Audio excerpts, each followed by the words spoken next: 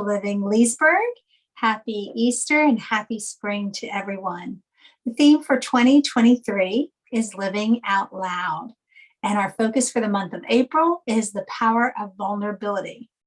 Now, our talk today, stay tuned because Charlene is going to touch on the scheduled message of vulnerability, cracks and canyons, but she's also going to work in a little something because today is Easter Sunday.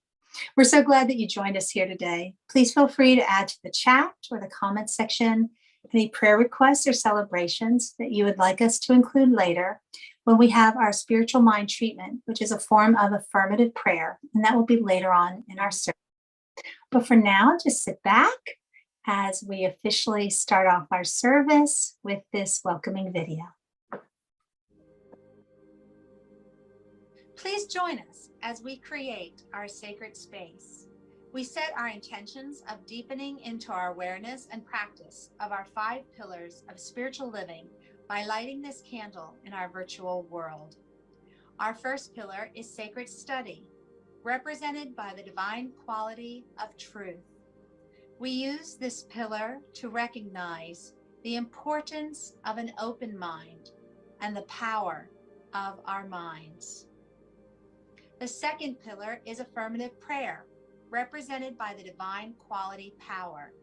This pillar honors the power of prayer in our daily lives.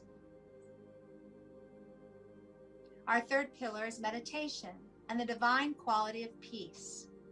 This pillar reminds us of the importance of meditation and the peace we feel when we quiet our minds. The fourth pillar is circulation and the divine quality of life. We know that the great law of circulation works in our lives. As we give, so shall we receive. And the fifth pillar is sacred service and the divine quality of love. This pillar affirms our call to be of service to our world as we see through the eyes of love. Let us close our eyes as we bless this sacred space and our time together. As we weave each of these pillars of spiritual living into our service today, may they deepen our own spiritual practices of study, prayer, meditation, circulation, and service, expanding our minds and our hearts to the 5 divine qualities of truth, power, peace, life, and love. We also bless everyone who made our service possible today and everyone in attendance. May the energy of love that is generated here bless everyone abundantly, and so it is.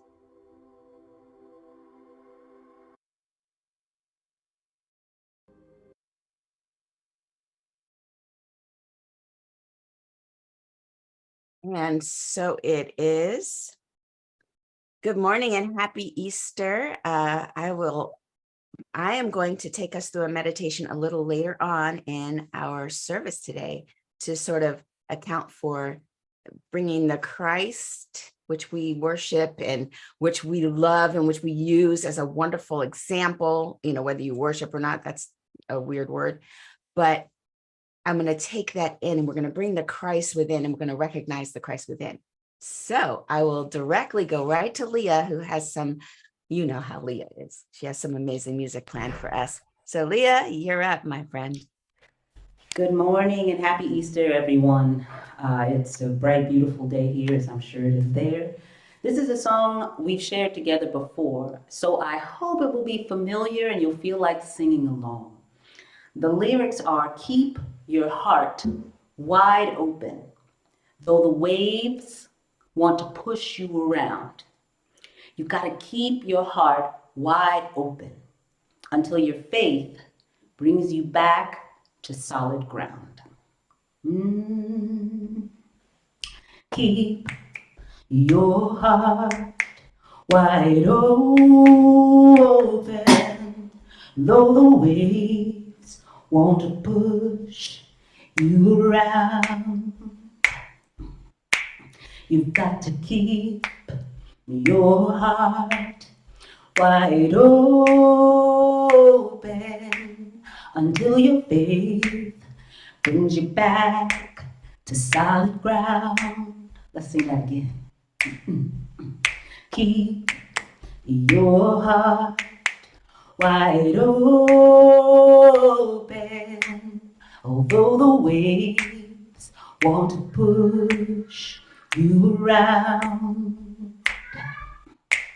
You've got to keep your heart wide open until your faith brings you back to solid ground.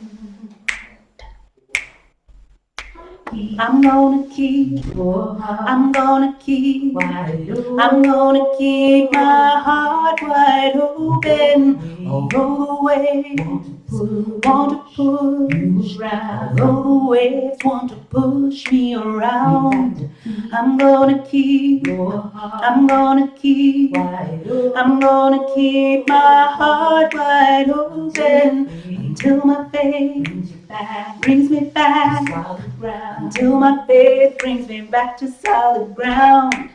I'm gonna keep your heart, I'm gonna keep wide open, I'm gonna keep my heart wide open. Although the waves want to push you around, although the waves want to push me around, I'm gonna keep your heart, I'm gonna keep wide open, I'm gonna keep my heart wide open until my faith brings me back solid ground, until my faith brings me back to solid ground. One more time. Your heart wide open, though the waves want to push you around. Oh, I'm gonna keep my heart wide open until my faith brings me back to solid ground. Let my faith bring me back to solid ground. Yes. That was amazing. I love it. Keeping my heart wide open. And the technology. I'm just amazed by the way you can harmonize with yourself just by pressing a pedal. It's amazing. Thank you, Leah. It's beautiful. Well, happy Easter, everybody. And, you know, this is the time of year when we begin to see the earth stir. For it has remained dormant for the last months, right? Many months of, depending on where you are in the world, a frozen ground and a barren looking tree that looks as if it'll never again bear fruit or bear leaves or bear any sort of life. And then something happens. Something happens. Springtime, the sun begins to thaw the earth and new shoots of flowers begin to burst forth. And then even those trees that looked as if they would never come back to life, come back in more radiant beauty than we ever could remember. And why is it every year, I live here in the DC metro area, every year, the Cherry Blossom Festival is a big thing because even though we've been there before and we've seen all the trees before, we've taken pictures of each blossom before, it's still somehow magical each new year. Each year, those very same blossoms just are so pretty and so fluffy. And yet and I see people setting up their cameras with their tripods and they're zooming in on just the perfect little fluff of blossom. And I'm thinking, part of me says, you know, you already have a picture like that. And the other part of me says, there's no other blossom as beautiful as this one. And both of those things are true because the divine is always rebirthing itself as us, through us, in a way that's new and different, yet consistently the same all the time. It's that quandary, it's that conundrum, that both and, that just is baffling and amazing. And of course, this time of the year is about rising up. And so when we think about rising up, of course, we think about the story of Jesus, the Christ. And a lot of people think, oh, Jesus Christ, Christ is his last name. Jesus is his first name. And no, the Christ is that that internal thing that is within each one of us. In fact, it's not Jesus's last name, because he is not the great exception, the only Son of God that came here to save our lives, to save us from the boogeyman. And we can call upon Jesus and say his name a certain way, and then everything's going to magically be okay. That's not the thing. But I mean, I get it. I could see how over 2,000 years, the message became that. But if we go back to the beginning, we know that the Christ is the anointed one. It is the one within each and every one of us that has never been hurt, never been harmed. It's that divine spark that is not affected by everyday events. And that is always available to us. That Christ within is always available to us. Ernest Holmes, the founder of our teaching, he said in This Thing Called You, he says, there is something within you beyond all doubt and fear, something which has never been limited by your acts or destroyed by your feelings. This is the only something that can make you whole. This is the only something that can make you whole. And this makes sense to me because as I look at, I'm going to ministerial school and we're studying a lot of records. We're looking at the Gnostic Gospel and the Dead Sea Scrolls, and looking at a lot of the historic texts that were written at the time, around the time of Jesus the Christ, that didn't make it into the canonical Bible. And we find out that there are some things that we weren't told, or that it wasn't readily available to the masses. One of those things was that we each have within us that which Jesus performed, those miracles which Jesus performed. He told his disciples, this, what I have done, you can do, and so much more. But those things don't get emphasized, right? It's more about, well, Jesus can make you whole. Okay, I think they've got it. They missed something. Jesus told us that we also have that which within us that can make us whole, that will make us whole. There's a part of us, just like there was a part of him that was never hurt, is never harmed. It is the divine spirit, the love of God, if you will, present in each and every one of us. It's never been affected by these external circumstances, which our ego gets all wrapped around and freaked out about. There's a part of us that says, peace be still. All is well. And Jesus was able to tap into that. And in his last 3 years, that is written in the canonical Gospels, that he went around and preached the word to his all of the, he told the parables to all of the people. And then he's had a different teaching for his disciples, more of a mystical teaching, an experiential teaching of how to tap into the divine. But with the masses, he told a lot of good stories, good parables, because people could relate to that. His last 3 years, they were fraught with ups and downs. Would you agree? He roamed the countryside, teaching and preaching. He taught us of a spiritual independence, and that we could have a direct relationship with God. And I know that a lot of us have been taught coming up that Jesus said that he had a direct relationship with God, and that we had to go through him to get to God. But those words were kind of twisted. If you look at the red letters only in the Bible, the words that Jesus actually supposedly said, none of that is, well, you're going to have to go through me to get to God. It was all the divine. The kingdom of heaven is within you. The kingdom of heaven is at hand. It's nearer than your hands and your feet. And that love your neighbor as yourself. And then as he had his last supper with his disciples, he says, a new commandment I give to you, that you love one another, even as I have loved you. He went so far to say that love was the only commandment, loving one another. Notice he didn't say, well, you have to believe in me and then I'll handle it. because I got you. I am the new sacrificial lamb, and I'm the one. No, no, no. We have to reclaim our responsibility for how we show up in the world, knowing that love is the first and only rule. And if we come from love, doesn't that sort of fix a lot of things? And so it didn't, he wasn't always so gung-ho to just do his divine calling. I mean, I imagine that at some point, because it says in the Garden of Gethsemane, when he knows that he's gonna have to walk the entire path that he's called to walk, he had a moment and he said, Father, take this cup from me. And then he said, all right, it's not about my will, it's about your will. Thy will be done.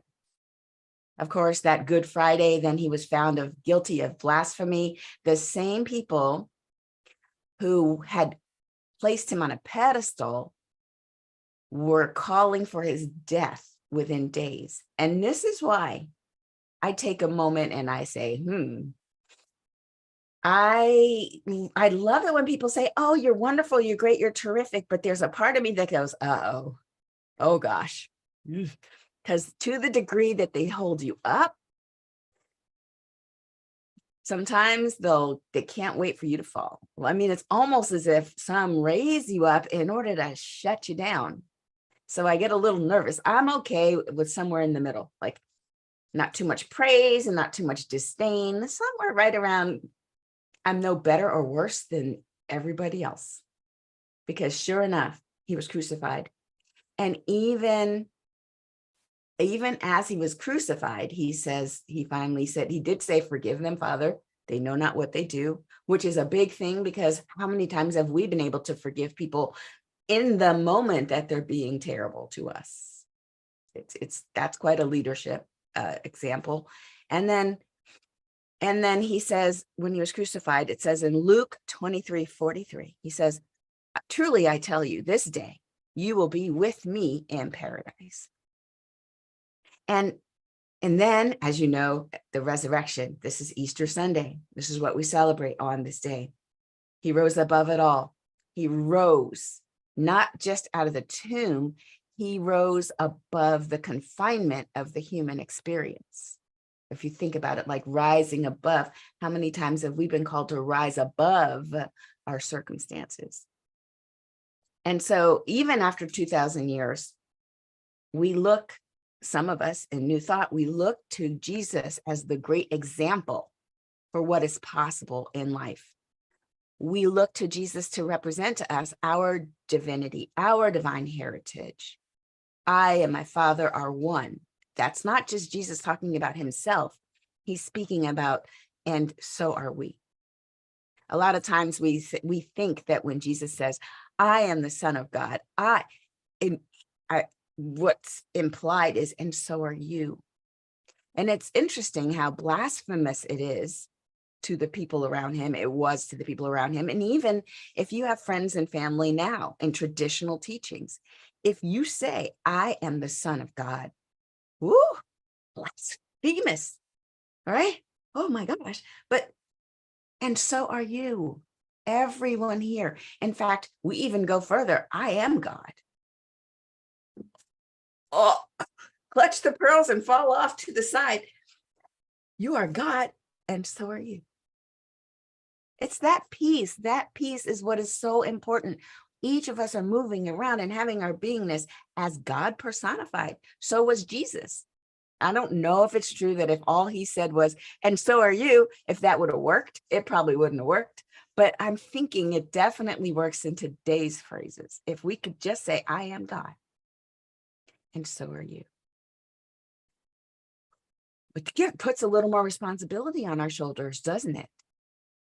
I mean, because Jesus, the greatest example, in fact, look at his life, his teachings. They're so much deeper than the prevailing view that Jesus came just so that God could give up his only son. Long blinks. His only son, right? Okay. It's a little bit of a world arrogance to say, well, we are Christians. and you're not, which means we have the path to heaven and you don't because you believe in, and then they'll throw in something. And then it just creates separation and it creates everything but love to our brethren. And if you were to put the person who's speaking to us, if somebody comes to us and issues a lot of what's the judgmental terms about, are you Christian?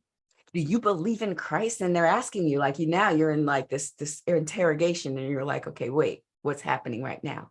And you can tell that they want you to say, yes, I'm Christian. And did you take the so-called whatever creed that says, I believe that this is true, and this is true, and Jesus did this for us, and that's the only way that you can be saved?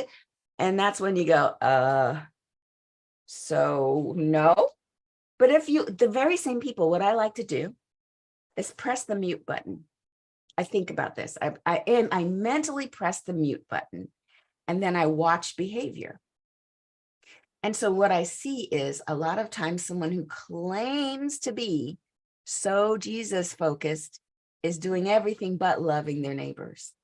But they have a lot of reasons for why not, because, oh, if those people only behaved a certain way, or didn't have a certain gender preference, or didn't have a certain sexual preference, and did not show up in this way, then I would love them. But Jesus only said I had to love people who were just like me. And I just sit there and I look and I'm like, that's probably not true.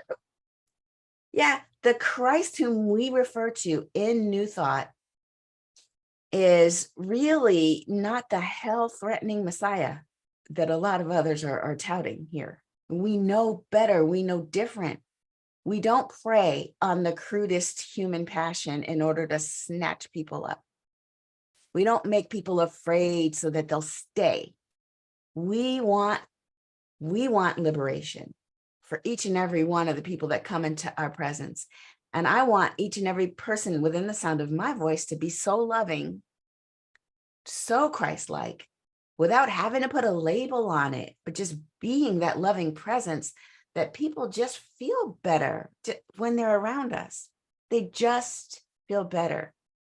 We can be unconditionally loving because we are unconditionally loved. We can be forgiving because we are forgiven.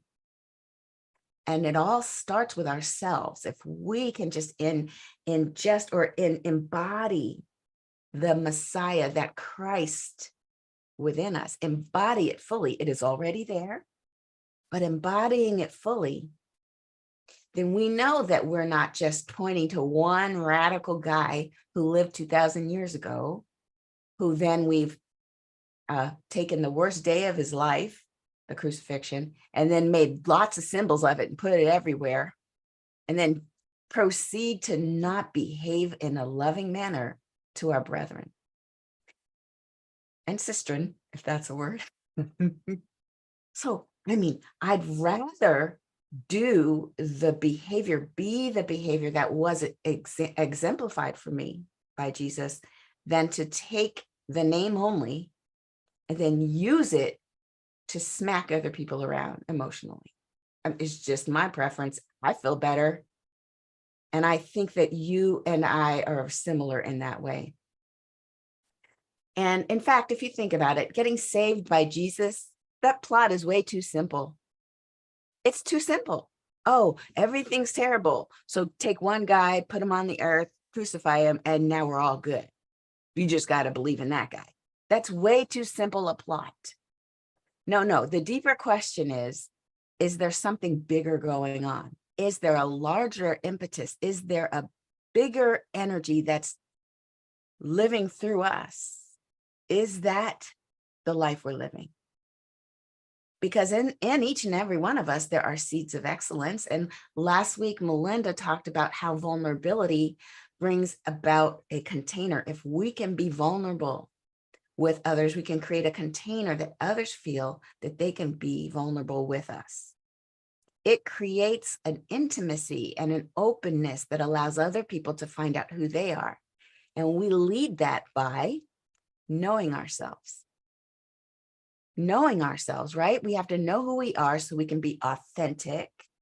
And then we speak our truths so that we can be vulnerable with one another carefully. You know, she said, don't just walk in, just belly open, just to the people who are unsafe. Let's not do that. But just knowing that when we share the things that are a little bit scary, when we point out in our own lives those cracks that might happen, those ways in which we feel less than whole, then that provides a space for the light to come through and for God to show itself as other people. And then together we create this, I'm thinking of sort of a mesh, like Indra's net, where every piece, every thread makes the other thread stronger. Because we are together, we are intertwined, and we are in that loving interchange of divine energy. And that's the Easter metaphor. It is our path to resurrection when we first feel betrayal, we feel that people have loved us and then put us down. We have the opportunity to forgive other people, forgive ourselves, and become vulnerable. And blessing people who we think have done us wrong, because we know that if we hold a grudge, it only hurts us. If we hold negative energy, then it keeps positive things from getting to us. So we know that we get to use those cracks, break open that hard shell, and then allow that light of the divine to shine through, allow others to reach us in really the real us internally. And then create those strong bonds that create a stronger self. And as we're stronger and more loving, we show up in a world that is not so scary. I mean, I guess we just were a little too literal. As humanity, Christianity, we maybe have been a little too literal. Because I guess it's true. Listen, if Jesus says, by me, you could get to the Father, and what he means is, by my actions, do my action. I am the example of how to get to the divine through your core, your true self, which has never been hurt or harmed. And yes, that will save us. Absolutely. But I think we were a little too literal. Oh, Jesus said he'll save us and he's got it. Okay, got it. It's like a game of telephone that's gone terribly wrong. And I imagine, I always say this, it just cracks me up. So of course, I love to crack myself up and I share it with you. I imagine Jesus coming back and looking around and going, wow, guys, all these crucifixes. I mean, it was one bad day. There were a lot of other days though. Like, that's the symbol. And then I imagine him going up really close to the statue with the blood and the thing's hammered and he's all out naked except for the loincloth, and him going, dang, that's cold. Why did you guys do that? So I'm here saying, let's embrace all the teachings of Easter, where we fully participate in this life that we have right here, right now. We have our relationships, all of our activities, whatever's in front of us. Let's be present to it right now. And even the Father forgive them thing. Can we be there right now? Can we ask in the moment for the divine forgiveness, not only to what we feel is happening through someone, but even forgiving ourselves in that moment? This spiritual wisdom wasn't just taught by Jesus. It wasn't just taught by Jesus alone. You can look to other traditions. Buddhism says there's a difference between pain and suffering. Buddhism says, yes, pain is necessary. It's part of life. Suffering, not so much. You can hold on to pain and hold on to your thoughts about the pain and hold on to your thoughts about why the pain shouldn't be painful, and then hold on to thoughts about why someone who started the painful thing shouldn't have started it, and then lament the fact that it happened over and over again, and this is called suffering. Or we can have the pain, which is part of life, and accept it and be present to it. And then understand that this is a transformational process that's going on right now. This pain is part of transformation. And just be with that transformation. Not to avoid the feelings that come with it, not to hurry past it, but to know this is how I grow. Because the part of me that feels the pain is also the part that feels the joy. And I would not want to turn off my feelings because I don't like pain, because I'm also turning off that feeling that could recognize joy. So as we do our daily practices, whether that is a physical pain, like if you're lifting a weight and it's too heavy, the next day you're going to feel some muscle soreness. That's okay. That's part of the growth of that tissue. That's how you know it worked. And if we could just take this knowledge and turn it into spiritual wisdom, I'm trying something new. I'm going to try to be vulnerable. I have some fear and ooh, it didn't go well. It's painful. If I can take that pain and say, this is how I grow through this pain right here, rejection, or is it uncertainty? Many times we fear the fact that we're not sure what's next. And that pain, that's part of our path that will help us grow. Resist not. And so for now, let's talk about resurrection. And then I'll take us through a meditation before we close out, because I really want to get to the bottom line of the Easter story, which is we are divine. No matter what we thought we were, no matter who we thought we are divine. So resistance, what are we resisting? And is it painful? If so, know that there's a gift in that pain. In fact, the talk today, the title, this title of Cracks and Canyons, what gets in the way of feeling vulnerable is the fear of being vulnerable, the uncertainty of how it's going to turn out, and then comparing ourselves, comparing our path to someone else's path. These three things present themselves as cracks and canyons along the way. So when we hit something that's a little bit terrifying, perhaps it's you didn't get the job you thought you were going to get, and now you're scared. Uncertainty can look like a crack or a whole canyon. You know the difference. The crack, you can hop through it. The canyon, it's going to need a little more help. When you can't really get there from here and you're sensing uncertainty and fear about what's going to happen next, that's the pain that is part of life. And it's okay to just recognize it, not resist it, and say, okay, I see you. What are you here to teach me? And then knowing that uncertainty, which we love to be certain. How many of us have plan A? And then there's plan B. And then there's plan B backup. And then there's the plan B backup to the backup plan. Notice I'm not plan C, D, and E. No. Because in our minds, we've just got plan A and plan B, because we're not monsters. We're not going to sit here and think forever. But in our minds, we're like, okay, so if that doesn't work out and the other thing doesn't work out, and then the third thing, what about, oh, that too? I'm going to think about all the scenarios. And then by the time we get through this thought process, we haven't moved and the opportunity has passed. So uncertainty is another way of being in pain. Sometimes it can look like a whole canyon away, a whole canyon.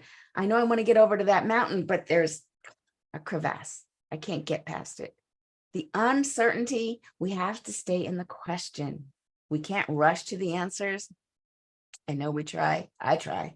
I love to think I know what's coming next. Oh, I know what's next. No, I don't. I have to sit and listen and ask the divine, what is being asked of me? Because in each moment, I can be resurrected in my current life. I don't have to just say resurrection happened 2,000 years ago to one guy.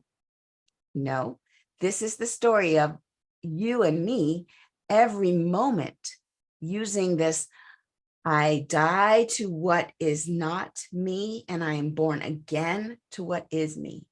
And if something falls away from us, if we have something we want and it falls away, we let it go, we don't resist, and we allow ourselves to be in uncertain space until the new thing emerges. It's about new beginnings. You can't have a new beginning unless there is a death of something. You can't have spring unless winter has completed her cycle. And so we get to live in this moment. We die to certain experiences, die to certain ideas about ourselves, and we live in the higher, bigger, divine expression of ourselves. And that's what we look for when we think about Easter being personal, the Christ being personal, and this journey being a spiritual journey that we need each other for. So let's do our little practice that I've planned for us. And I'll start my video. And right after that, I'll go into prayer. So if there's any request for prayer, please type it into the chat.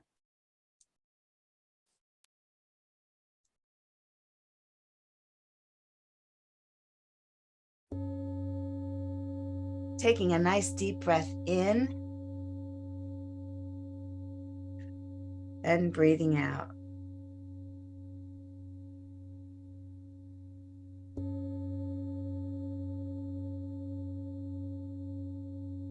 Just knowing that there is only one divine idea, there's only one life. That life is God, that life is universal love, the divine presence that lives and moves through each and every one of us.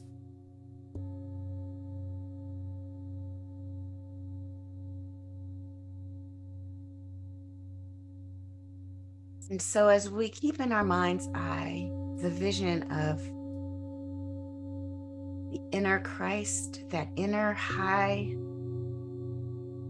holy self that has never been harmed, has never experienced pain or never been hurt.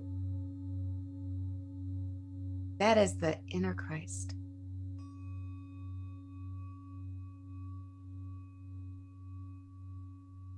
For we were placed right where we are on purpose.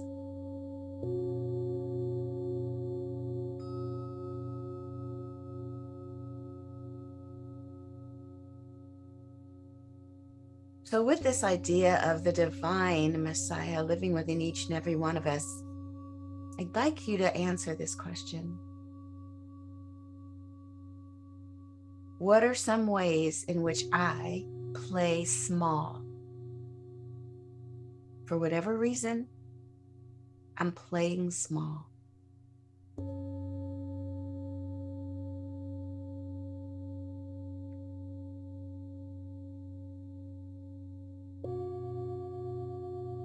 And by this, I mean I'm not speaking up, being less than all of who I am to save other people's feelings.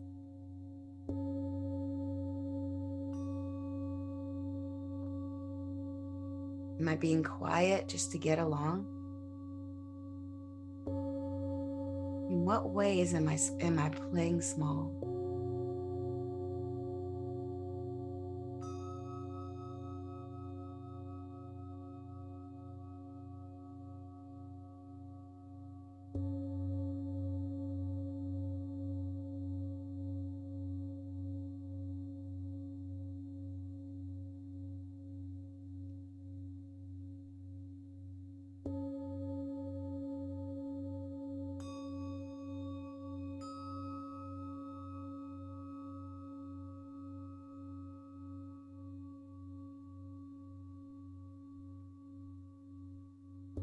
Next question.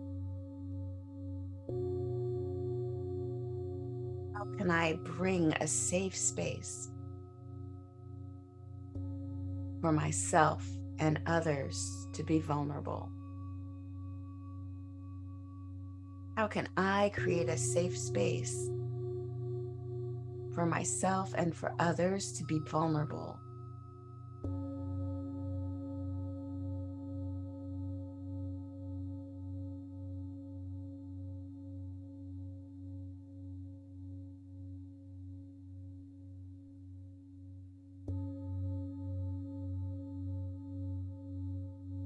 Really feel into that.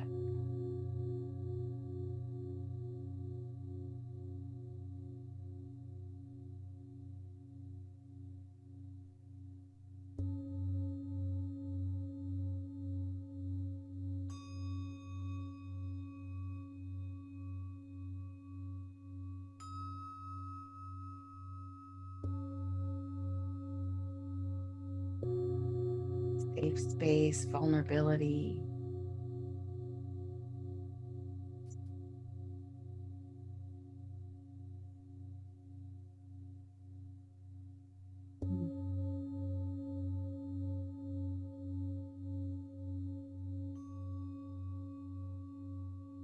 My final question for you today: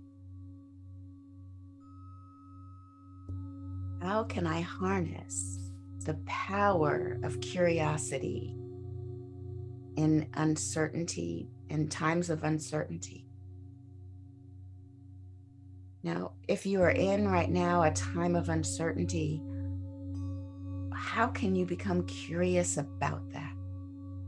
What questions would you ask the uncertain void?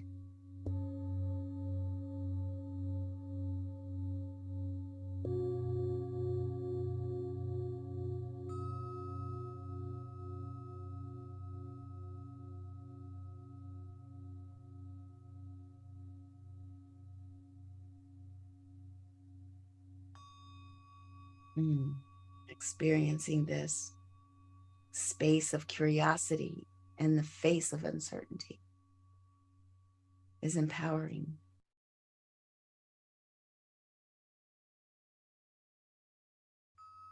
What can it teach us?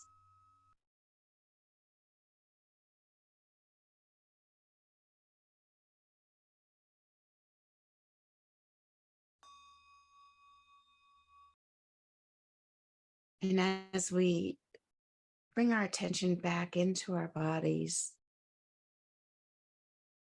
I speak my word for each and every member of this sacred community. Everyone within the sound of my voice, I speak my word that we are aware of our oneness with the divine.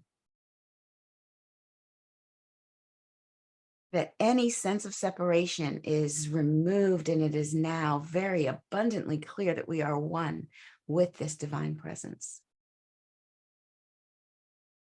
There's no space where God is not.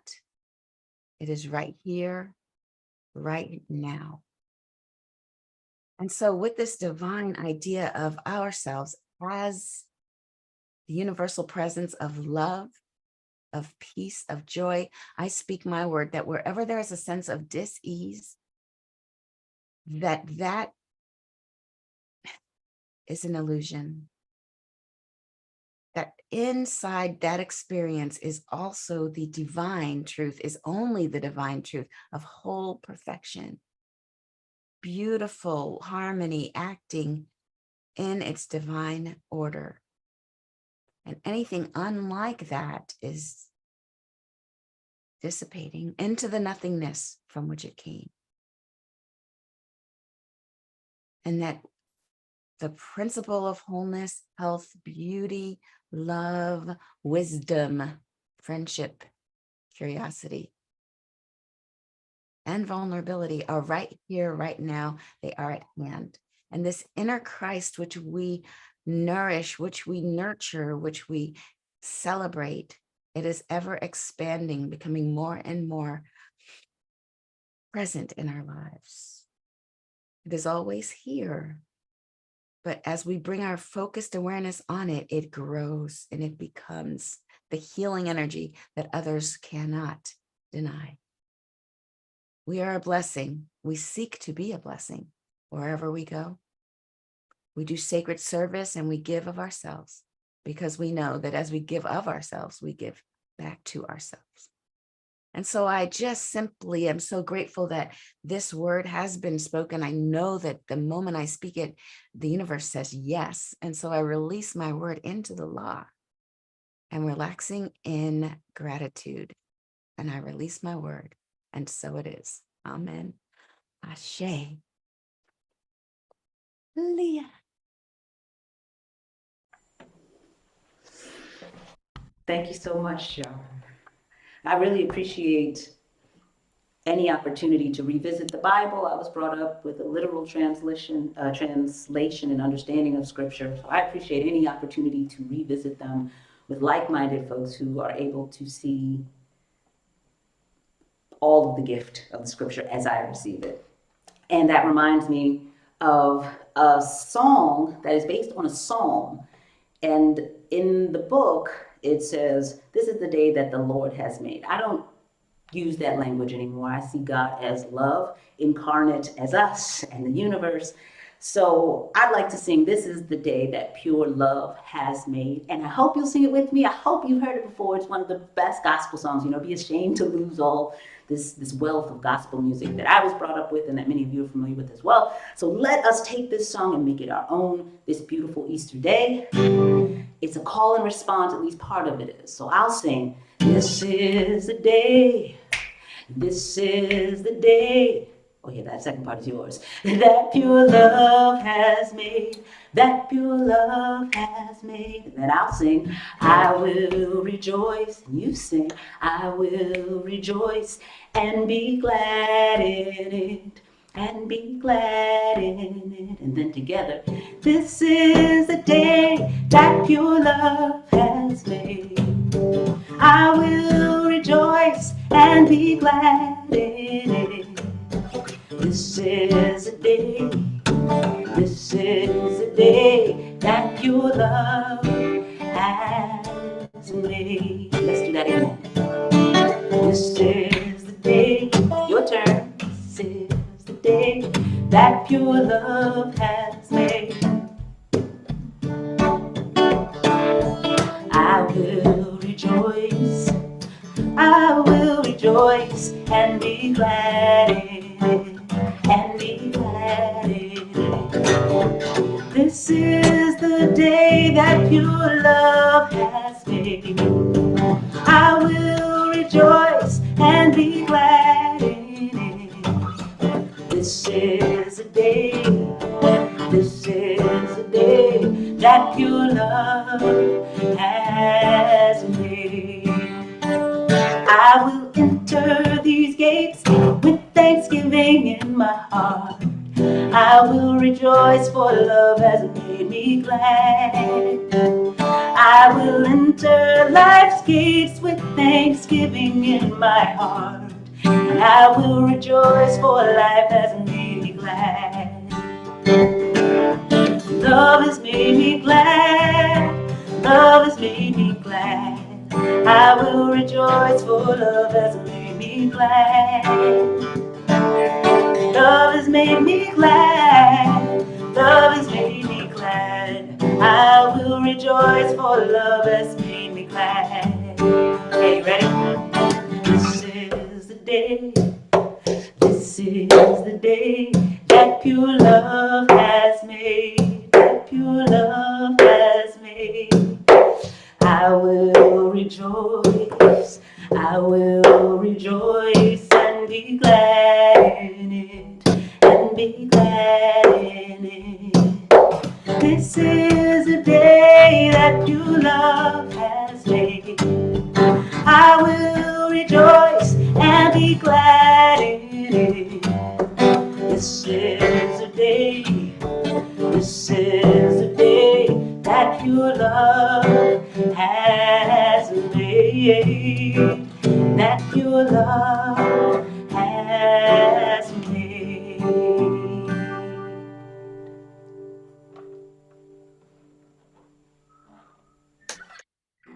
Oh my goodness. Oh, thank you, Leah. Because yes, grew up singing that song. Love the little change in the words. I'll be singing that from now on. And also thank you so much for Charlene for blending what we know is the truth and also what we've perhaps grown up with in the Bible, the story of Easter. But I loved how you began with, Easter is the resurrection of life. And that's what we're seeing all around in the trees and the shrubs and the bushes and the flowers that are rising up from earth that just looked barren and dead. And that's what we celebrate in spring. And the Christ within. Thank you so much, Charlene. So now is the time to bless the donations that are shared today at CSL Leesburg. We believe in the law of circulation. So we are a tithing community. The donations that are shared with our center bless everyone, those who give and those who receive. Your donation helps our center, our home organization, as well as other organizations that support our vision for helping to create a world that works for everyone. Remember what Charlene said, the number one commandment, love others, be loving. And that's how we do it here, and also by taking your donation and giving it out to others. So take a look at the screen. There's so many ways to give. And no matter how you're giving, just place that over your heart and join me in the blessing of our gifts. The presence of spirit within me blesses everyone I meet, tends to heal everything I touch, brings gladness into the life of everyone I contact. Therefore, I am a blessing to myself, to humankind, and to the day in which I live. To this day which pure love has made. And now it's time for announcements. There we are. We have some new classes coming up. So we're putting together 2 classes for May. We've given you a little teaser about this, and we're getting everything in line, all of our ducks in a row, if I could use a little springtime reference. So we're looking at historical foundations. There's a prerequisite that is needed to take this class. It's going to start in May. And it will be Wednesday nights over Zoom from 7:30 to 9. And we're also going to offer Change Your Thinking, Change Your Life. There's no prerequisite for this. So if you've never taken a class before, or even if you've taken a class before, let me tell you, Charlene and I kept saying over and over again when we were teaching this the last time, how we're learning things. Even though we know this stuff, you get new insight. And it's also fun just to be with new people in class. So that will also be in May. We're looking at possibly Thursday nights or maybe Sunday after service, but we want to hear from you. If you're interested, let us know when would be the best time, Thursday evening or Sunday after service, for you to join us for this class. So that's what's coming up in May. Also, we always have on Tuesday mornings at 9 o'clock our dream study with Charlene. Join Charlene and friends as they look at their dreams, interpret their dreams, and share insight. Sometimes it helps to share your dreams with others to see what messages are coming through while you're sleeping. And I think that's it. So if you can stay with us after service, we do something that we call pearls. You heard me reflect, you heard Leah reflect on what really struck us, but we'd love to hear from you. Stay if you can and share with us what you got from the message, from the music, or the meditation. If you have to go, maybe you have some special plans today, just know that we send you off with our love and blessings. But first, let's do our closing affirmation. So put your hands over your heart. Maybe even give yourself a big old hug today if you need it. And join me in saying, I am love. I'm love. Nice. Now point to somebody who's in the room with you, somebody who's in your thoughts and prayers, even though they're not quite with you. Just send out the message or send it to the people on screen. Let them know you are love. You are love. And now put your hands up in the air. Bring them on down gently as we all say, it's all love. It's all love. Beautiful. Beautiful. You know I love it when I can hear you. All right. Like I said, thank you so much. If you can stay, please stay. And if not, we wish you a wonderful day. Thank you for coming.